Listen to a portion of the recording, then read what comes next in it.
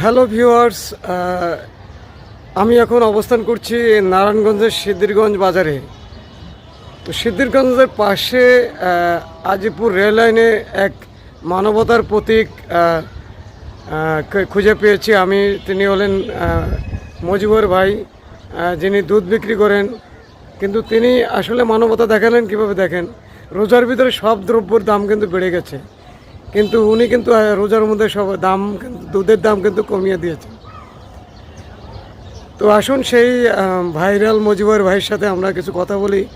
দেখুন তার দুধগুলো আসলেই সত্যি খাঁটি।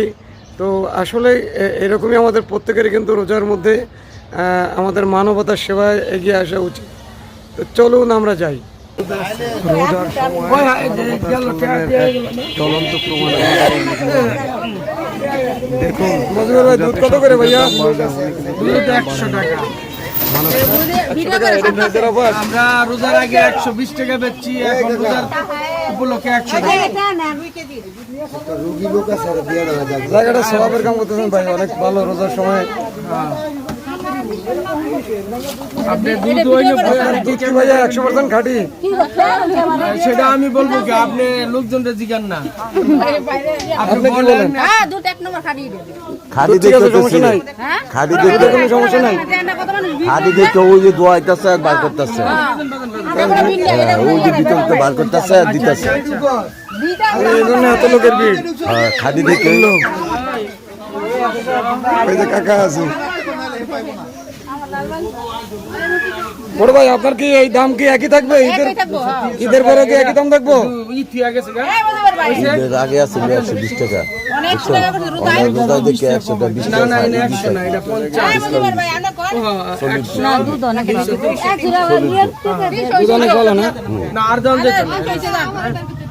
আচ্ছা তুই গেছিস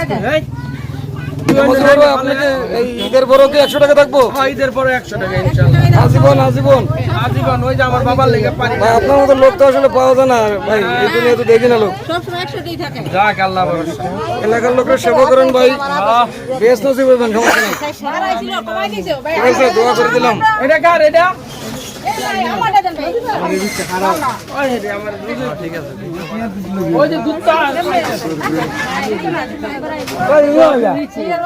আমি হেরা আছি, দূর ভাই, কত আপনি যদি সিরিয়াল না দেন, আপনি বুকিং দেয় না, তাইলে